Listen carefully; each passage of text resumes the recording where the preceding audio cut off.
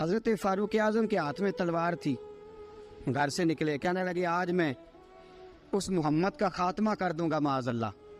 تو اس نے گھر گھر فساد پیدا کر دیا تلوار لے کے۔ ابو جہل نے نا غصہ دلایا، کہنے لگا مکے میں کوئی سورما نہیں بچا جو مصطفیٰ کو قتل کر دے معاذ اللہ، 100 سن خونٹ ملیں گے۔ جناب عمر کہتے ہیں تلوار پکڑی، اور یہ سویر کی بات ہے، ابھی رات کو نبی پاک کعبے کا غلاف پکڑ کے کہہ رہے تھے اللہم اعز الاسلام باسلام عمر ابن خطاب، یا اللہ اسلام کو عزت دے دے، عمر کو کلمے کی توفیق دے دے۔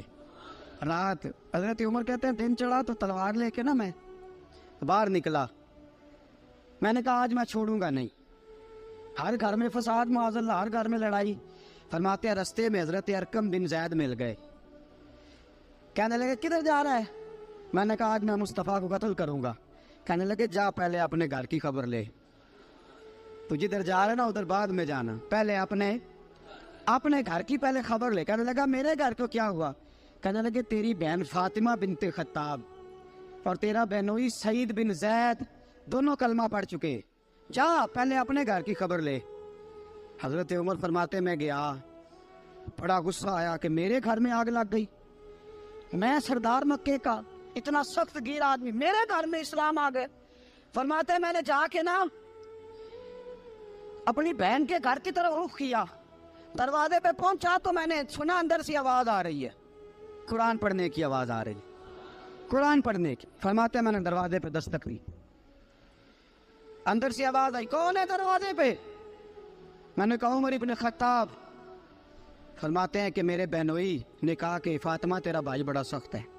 فرماتے ہیں میری بہن نے جلدی سے قرآن کے صفحے لپیٹ کے اوپر رکھ دیے، میرے بھائی جو تھے وہ میرے بہنوئی ایک دروازے کے پیچھے چھپ گئے۔ فرماتے ہیں میری بہن سامنے کھڑی ہے، پیار بھی بڑا تھا، میں نے جاتے ہی کہا کیا کر رہی تھی؟ توجہ ہے آپ کی؟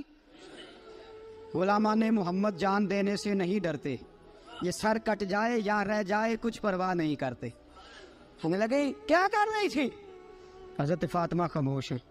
عمر کہتا ہے میں نے ڈانٹ کے، بولتی کیوں نہیں، کیا کر رہی تھی؟ میں نے کہا قرآن پڑھ رہی تھی، قرآن پڑھ رہی تھی۔ کہا تجھے پتا نہیں، تجھے میرا پتا نہیں؟ فرمایا سارا ہی پتا ہے۔ کہا تو جانتی نہیں لات و منات کو برا کہتے ہیں؟ فرمایا وہ بات کی باتیں تھی، وہ جاننے نہ جاننے کی باتیں۔ دوستو توجہ، حضرت عمر ابن خطاب فرماتے ہیں کہ بہن اس جلال، اس روب، اس اعتماد سے بولتی تھی کہ میں نے ایک تھپڑ مارا بہن کے منہ پہ، میری بہن ادھر جا کے گری۔ فرماتے ہیں کپڑے جھاڑ کے کھڑی ہوئی کہنے لگی عمر ایک تھپڑ نہیں تو 1000 مار، تو 1000 مار، لیکن یہ امید نہ رکھنا کہ میں قرآن چھوڑ جاؤں گی، یہ امید نہ رکھنا میں قرآن چھوڑ جاؤں گی۔ فرماتے ہیں کہ میرے ہاتھ میں تلوار تھی، میں نے دستے کی طرف سے نا، دستے کی سائڈ سے تلوار بہن کو ماری زور زور سے، سر سے خون نکل آیا۔ فرمایا میں اپنے بہنوئی کی بڑی عزت کرتا تھا، میرا بہنوئی پردے سے نکلا بیوی کو بچانے، میں نے زور زور سے 2 تلوار کی پشتیں اس کے سر پہ بھی ماری، خون نکلا، پھر میری بہن آگے ہوئی، پھر مارا۔ واقعی جب خون نکلا نا بہن کا تو میری بہن نے اپنا خون اپنے ہاتھ پہ لگا کے کہا عمر جس ماں باپ کا خون تیری رگوں میں ہے اس کا میری رگوں میں بھی ہے، اسی کا خون میری رگوں میں بھی ہے۔ فرمایا عمر جس باپ کی پشت سے تو ہے میں بھی اسی باپ کی پشت سے ہوں، جس ماں کی چھاتیوں سے دودھ تو نے پیا ہے میں نے بھی اسی ماں کی چھاتیوں سے دودھ۔ توجہ ہے آپ کی؟ میری بات سمجھ میں آ رہی ہے؟ سنیں بات، رسول اکرم صلی اللہ تعالی علیہ وسلم نے فرمایا، حضرت عمر رضی اللہ تعالیٰ عنہ فرماتے ہیں نبی پاک پہ نازل قرآن سنا تو جب میری بہن نے اس جلال کے ساتھ بات کی نا کہ عمر میں بھی اسی باپ کی بیٹی ہوں، میں بھی اسی باپ کی بیٹی ہوں، میں بھی اسی قبیلے کی ہوں، خبردار تو ترشرو ہو کے گالی 1000 دے، یہ وہ نشہ نہیں جسے ترشی اتار دے۔ فرمایا تو چارہ کر، ٹیل لگا، لیکن تو مجھے اسلام سے ہٹا سکتا؟ حضرت عمر فرماتے ہیں بہن کا جلال دیکھا تو میں ٹھنڈا ہو گیا، بہن کا جلال دیکھا تو میں نے کہا اچھا مجھے دکھاؤ کیا پڑھ رہی تھی، مجھے دکھاؤ ذرا کیا پڑھ رہی تھی۔ فرماتے ہیں میری بہن کہنے لگی تو کافر ہے، انما المشرکون نجس، جا پہلے وضو کر کے آ، جا غسل کر کے آ، جا پہلے نئے کپڑے دھلے ہوئے پہن کے آ، پہلے تیار ہو کے آ۔ حضرت عمر فرماتے ہیں میں تیار ہو کے آیا، میری بہن نے جھولی میں صفحے رکھے، قرآن پڑھے بہن، سنے بھائی، اللہ تقدیر بدل دیتا ہے۔ قرآن پڑھے بہن اور سنے بھائی،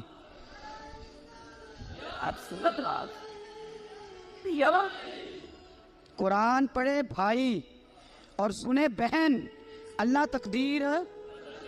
لیکن آج بہن بھائی قرآن تو سنتے سناتے ہی نہیں نا، یہ تو رواج ختم ہو گیا نا۔ وہ قوم جو کل لڑتی تھی ننگی شمشیروں کے ساتھ، وہ آج سینما دیکھنے جاتی ہے اپنی ہمشیروں کے ساتھ۔ معاذ اللہ، نعوذ باللہ، استغفر اللہ۔ ہمارا وہ حال نہیں رہا جو تھا۔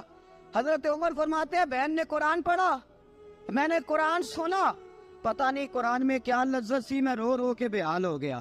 فرماتے ہیں میرے جیسا سخت آدمی، میرے جیسا سخت جو کبھی نہیں رویا تھا، آج قرآن سنا۔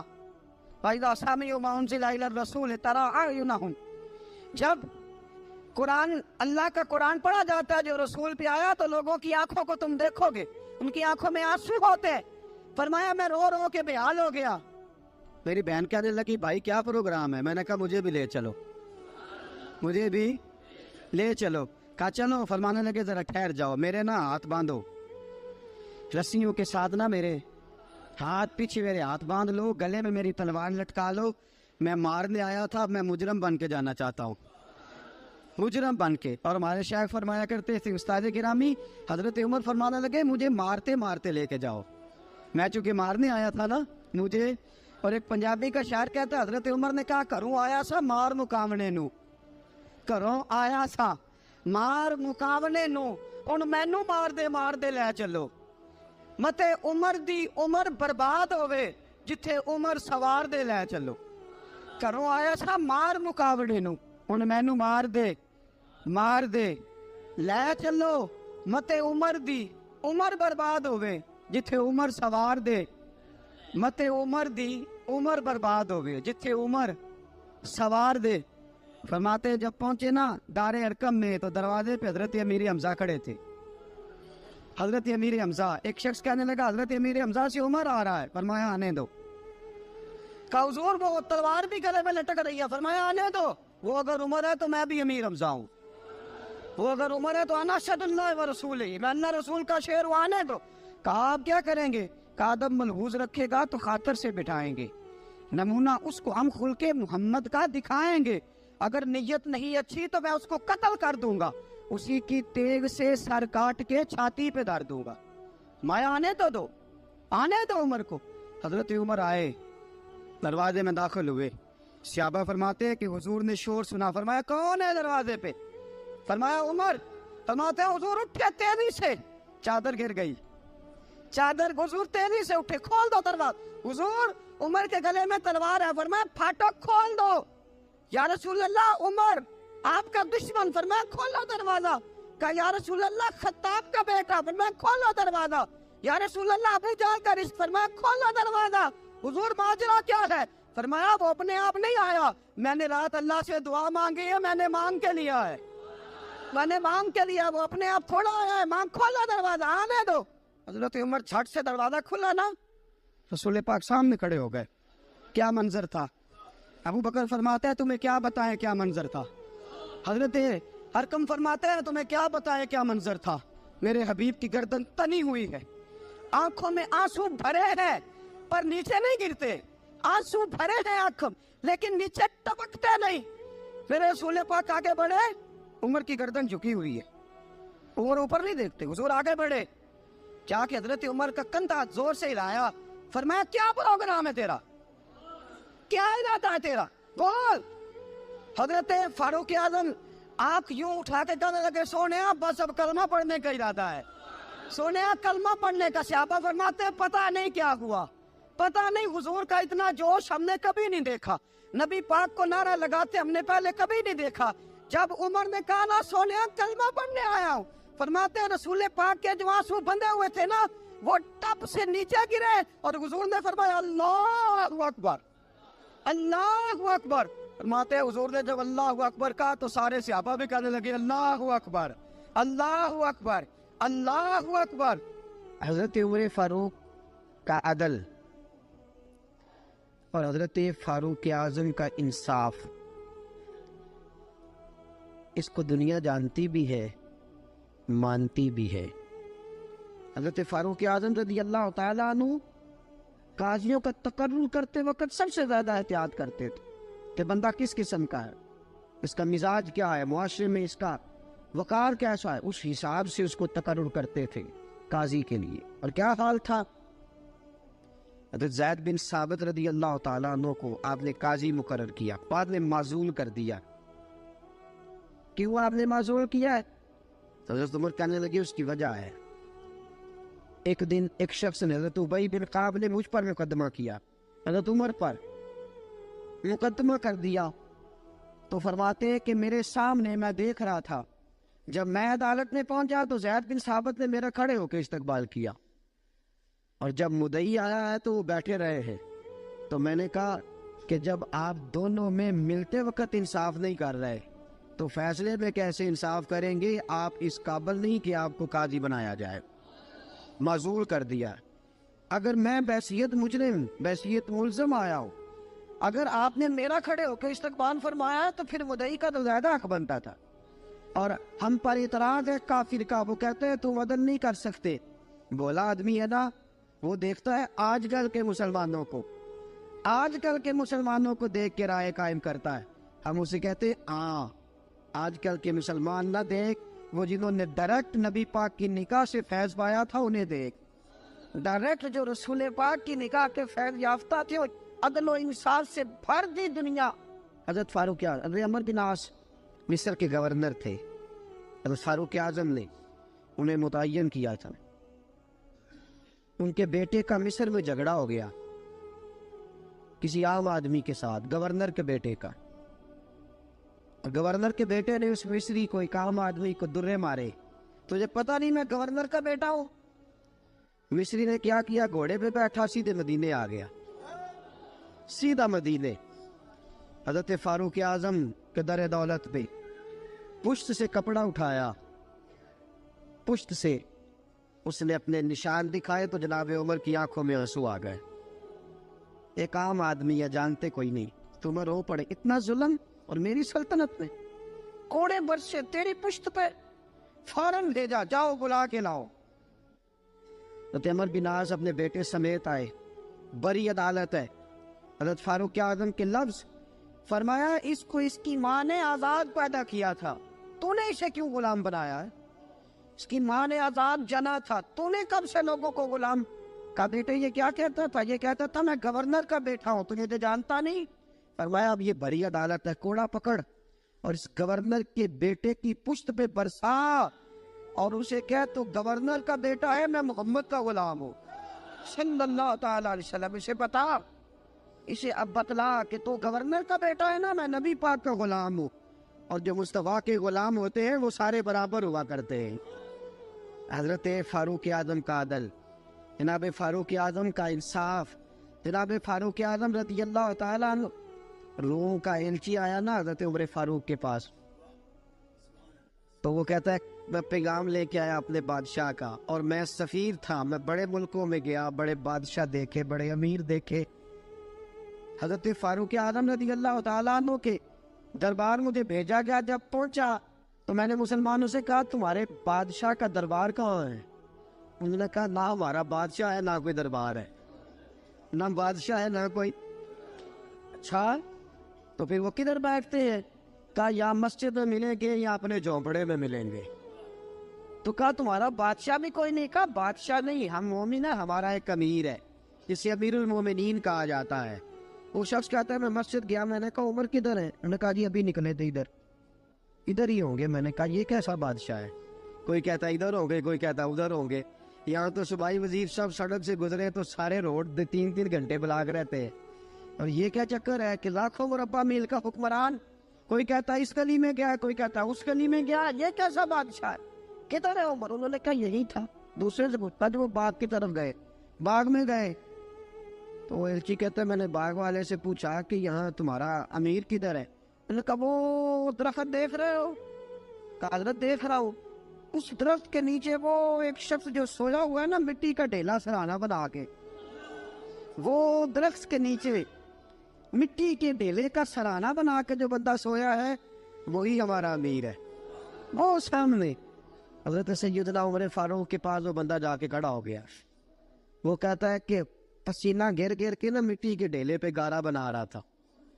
پسینہ گر گر کے مٹی کا ڈھیلا, وہ تر تھا. حضرت فاروق اعظم سو رہے تھے. کہنے لگا میں 20 اور درجنوں بادشاہوں کو دیکھ چکا تھا جن کی آنکھیں 10 گن. حضرت عمر کی آنکھ کھلی, تامت سمیٹی اٹھ کے بیٹھ گئے. کدھر آیا ہے؟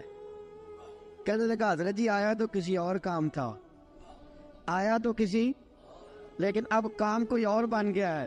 آپ نے فرمایا اب کیا کام بنا ہے؟ کہنے لگا میرا کام یہ بنا ہے کہ میرا بھی دل کیا میں بھی کلمہ پڑھوں اور نبی پاک کا غلام بن جائے. یہ کام بن گیا ہے. اور ساتھیوں بس مدینے میں وہ دن بڑا عجیب تھا جب سیدنا فاروق اعظم کے بیٹے کا معاملہ آ گیا. آج 60 سال کا بوڑھا عمر ابو شامہ حضرت عمر کے صاحبزادے یہودیوں نے سازش کر کے انہیں نبیذ پلا دی. نبیذ جائز تھی, نبیذ کیا کہ شراب پلا دی. پھر مقدمہ قائم ہوا کہ اب پتہ چلتا ہے عمر کتنا عدل کرتا ہے. سیدنا فاروق اعظم کے پاس گواہ آئے, صاحبزادہ اندر کھانا کھا رہا تھا. فاروق اعظم نے گریبان سے پکڑا, کھینچ کے لائے. فرمایا ابو شامہ چل, تو نے شراب پی ہے, تجھے کوڑے مارے جائیں گے, تیرے لیے 100 یا 80 کوڑوں کی سزا تیاری کر لے. ابو شامہ کہتے ہیں کہ ابا جی انہوں نے نبیذ کہی تھی, شراب پلا دی. فرمایا تو نے پی کیوں؟ تو نے پی کیوں؟ بڑے بزم میں بار شیر مسجد نبوی کا فاروق اعظم. اولاد تو بزدل کر دیتی ہے نا بندے کو, اولاد تو کمزور کر دیتی ہے. آج مدینے نے عجیب ماجرا دیکھا. حضرت فاروق اعظم کی زوجہ روتی ہوئی آئی, کہنے لگی حضرت جی میرا لخت جگر ہے, ایک ایک کوڑے کے بدلے پیدل حج کروں گی, ایک ایک کوڑے کے بدلے صدقہ اور خیرات کروں گی. میرا بیٹا غلطی کر بیٹھا ہے, یہ کام نہ کرے. آپ نے فرمایا تو مجھے کہتی ہے میں یہ کام نہ کروں؟ تیرے حج اور تیرے کوڑے کیا کرتے, تیرے حج اور صدقے کیا کرتے ہیں؟ کوڑے لگانا میرے مصطفیٰ کی شریعت کا قانون ہے. تو بیٹے کی بات کرتی ہے, عمر کا اپنا معاملہ بھی ہوتا تو عمر یہی سلوک کرتا. لوگوں نے کہا حضرت جی آپ تھوڑی دیر, ابھی ان کی والدہ پریشان ہے, گھر میں پریشانی ہے, ذرا ٹھہر جائے, کل پرسوں ترسوں سزا دے لیجیے گا. فرمایا تمہیں یاد نہیں جب مدینے کی ایک بی بی نے چوری کر لی تھی اور میرے مصطفیٰ کی بارگاہ میں کہا گیا تھا حضور ذرا ٹھہر جائے, سزا نہ دے, تو حضور نے فرمایا تھا اگر فاطمہ بھی چوری کرتی تو ہاتھ کاٹ دیتا. تمہیں یاد نہیں نظر مصطفیٰ کے ٹکڑے کھانے والا ہوں, میں کیوں دیر کروں؟ اس نے گناہ کرنے میں دیر کی ہے جو سزا میں دیر کروں, برساؤ کوڑے. حضرت افلا نامی غلام, حضرت جی آپ کا لخت جگر ہے.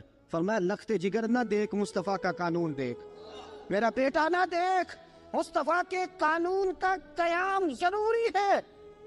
اگر علی بیٹے کی قربانی دے سکتا ہے, اگر لوگ فاطمہ کے بیٹے کی قربانی یاد رکھیں گے تو تاریخ کبھی بھی عمر کے بیٹے کی قربانی نہیں بھولے گی. فرمایا غلطی سے ہو گیا یا جیسے بھی, اسے خیال کرنا چاہیے تھا. کوڑے لگاؤ. 80 کوڑے لگے تو بیٹے کی روح پرواز کر گئی. جب جوان بیٹا کسی کا, کوثر نیازی نے کہا تھا باپ کا جنازہ اٹھانا بڑا آسان پر بیٹوں کے جنازے اٹھانے بڑے مشکل ہیں. جب فاروق اعظم کا بیٹے کا انتقال ہوا, بیٹے نے آنکھیں کھولی, باپ کی طرف دیکھا تو سیدنا فاروق اعظم عدل و انصاف کا 2 آنسو آنکھوں میں آئے. کہ بیٹا حضور سے جا کے کہنا کہ عمر نے بیٹا نہیں دیکھا, کہا تیرا قانون دیکھ, جا کے حضور سے میرا پیغام دینا.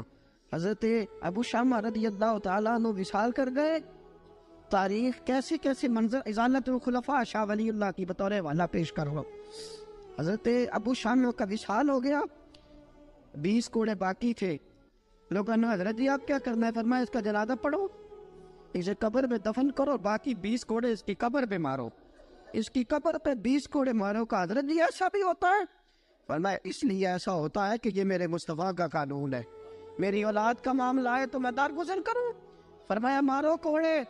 حضرت سیدنا حذیفہ بن یمان فرماتے فاروق اعظم بیٹے کی قبر پہ کھڑے تھے, داڑھی آنسوؤں سے بھری ہوئی تھی. میں دوڑا ہوا آیا, میں نے کہا عمر نہ رو, آج خواب رات تیرے بیٹے کا جنازہ تھا, جنازہ پڑھ کے سویا ہوں تو خواب میں مجھے رسول پاک کی زیارت نصیب ہوئی ہے. نبی پاک خواب میں تھے تو 2 سبز غلے तेरे बेटे को पहना रखे थे और रसूल पाक की बगल में खड़ा था। हुजूर ने फरमाया उमर को जाके कहना कि तूने बेटा पाक करके भेजा था, अल्लाह ने जन्नत के सारे दरवाजे खोल दिए हैं। अल्लाह ने उमर को मेरा सलाम कहना और उसे कहना उमर तेरा हुदूदुल्लाह कायम करना खुदा को भी पसंद है, मुस्तफ़ा को भी पसंद। साथियों, उमर इंतकाल कर गए। 26 ज़िलहज को जख्म लगा। यकम मुहर्रम का दिन, आज का दिन हज़रत फारूक आज़म को याद रखना, लोगों को बताना, दिन भर उमर की बातें करना, खिराज तहसीन पेश करना। हज़रत फारूक आज़म को जख्म लगा। आपने फरमाया अपने बेटे से बेटा जा हज़रत आयशा के पास। गुंबद खजरा में 3 लोगों के दफन होने की जगह है। एक में अबू बकर दफन हो चुके, एक में रसूल पाक का मज़ार कुदसी बन चुका, एक जगह खाली है। जाके आयशा से पूछना, मुझे पता है वो 18 साल की उम्र में रसूल पाक पर्दा कर गए थे। 18 साल सैयदा की उम्र थी। आयशा ने जगह अपने लिए रखी हुई है। जाके बाहर खड़े होके कहना अम्मा जी, उमर कहता है मेरा दिल करता है, मेरा दिल करता है कि मुझे नबी पाक की गुंबद के साए में जगह मिले। जाके अर्ज करना और बेटा बाहर खड़े रहना, ज्यादा जिद ना करना, मोमिनों की माँ है। हजरत सैयदना अब्दुल्ला इब्न उमर के मैं बाहर खड़ा था, दरवाजे के बाहर खड़े होके कहा कि उमर का बेटा हूँ। अम्मा जी, उमर फरमाती है इजाजत दो तो दिल करता है नबी पाक के साथ लेट जाऊं। वफा में गुजार दी उमर सारी, सारी जिंदगी लै सजना आसा तोड़ निभाई, दिल करता है हुजूर के साथ लेटने को। हजरत आयशा सिद्दीका, हजरत अब्दुल्ला इब्न उमर फरमाते हैं मैं दरवाजे से बाहर खड़ा था लेकिन आयशा के रोने की आवाजें बाहर तक आ रही। हजरत आयशा सिद्दीका हिचकियां लेके रोई। सैयदा आयशा ने फरमाया उमर से जाके कहना उमर कोई कब्र की जगह किसी को नहीं देता, लेकिन उमर तूने वफा की तारीख बनाई है, उमर तूने कमाल कर दी है, उमर तूने हद कर दी है। उमर को जाके कहना कि मैं जन्नतुल बकी में दफन हो जाऊंगी, जहां मेरा वक्त आएगा दफन हो जाऊंगी, लेकिन उमर तेरी खिदमत कहती है कि तुझे नबी के साथ दफन होना चाहिए।